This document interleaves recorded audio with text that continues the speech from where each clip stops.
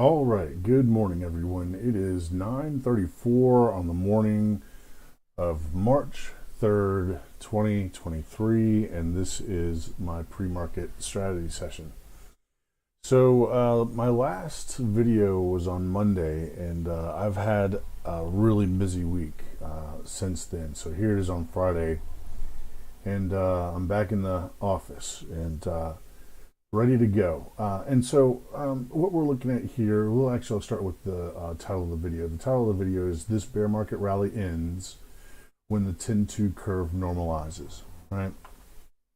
So here's the 10-2, and this is the inverted 10-2. You can see the zero line is way up here. So the 10-year yield minus the 2-year yield right now is negative at this point in time. Right now is at negative 8.68. So you can get 868 more basis points on the 2-year putting your money in a 2-year bond. You can get a greater yield on the 2-year bond than you can in buying the 10-year bond right now. And actually, on the 28th, it went to a low. New time regular hours low of negative 903 basis points.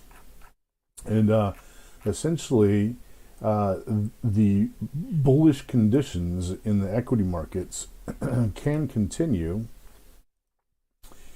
until this yield curve, this portion of the yield curve starts to normalize again.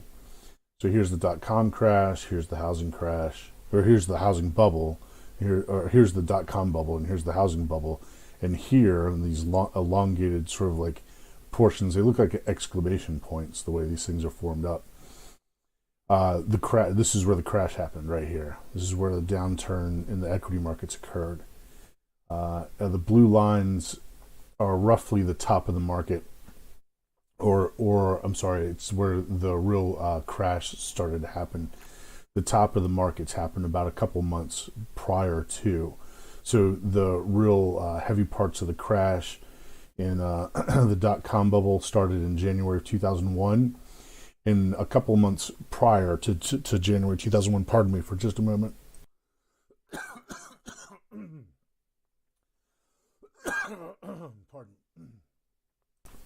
Pardon me. You've got a little bug going around right now. One of my sons has had a fever all week. It's been pretty rough. All right. So the tops of the markets happened about 2 months prior to the large portion of the crash in both 2001 and 2008. And I suspect we'll see something similar to that, once this yield curve down here starts to normalize again. But until then, until a couple of months before the yield curve normalizes again, conditions can be bullish. I mean, there are storm clouds gathering over the economy, the global economy. I mean, there's all sorts of reasons to be bearish. But that doesn't mean that that's going to be the correct side of the trade. So in the short term, the Qs are trying to bang out a bottom here. It looks like they are going to a short-term bottom, less than 6 months in my estimate. But until then, the next target if the Qs get over 313 over the next, say, 6 weeks or so, then it's headed up to 346 here.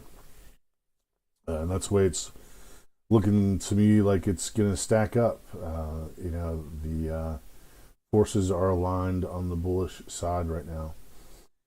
This right here is just sort of a pullback in this rally through this somewhat of a bottoming formation right here. I think it's just setting up for the normalization. So all this next sort of leg up is doing is setting up for the 10-year, 2-year pullback that's anticipated.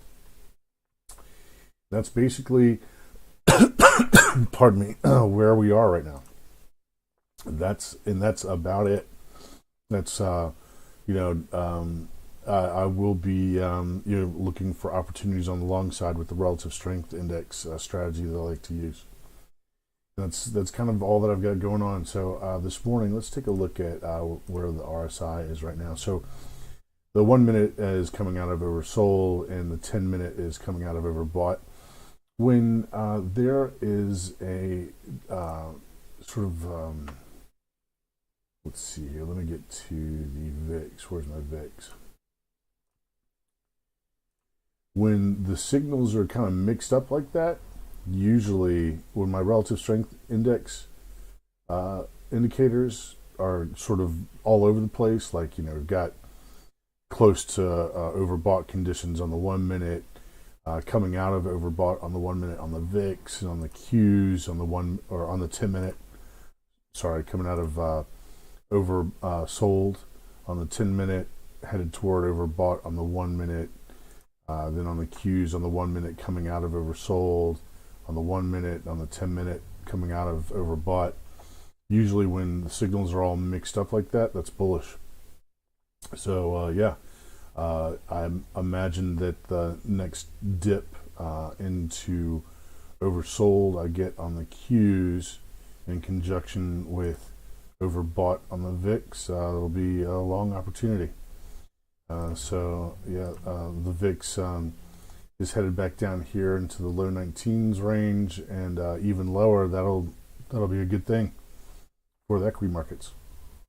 Again, we've probably got somewhere. Well, let's see what month we're into now. Here, let's see. So 1, 2, 3, 4, 5, 6, 7, 8.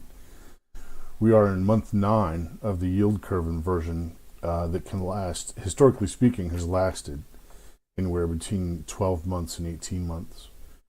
And so there's approximately another 3 to 9 months to go on this inverted yield curve before it starts to normalize again.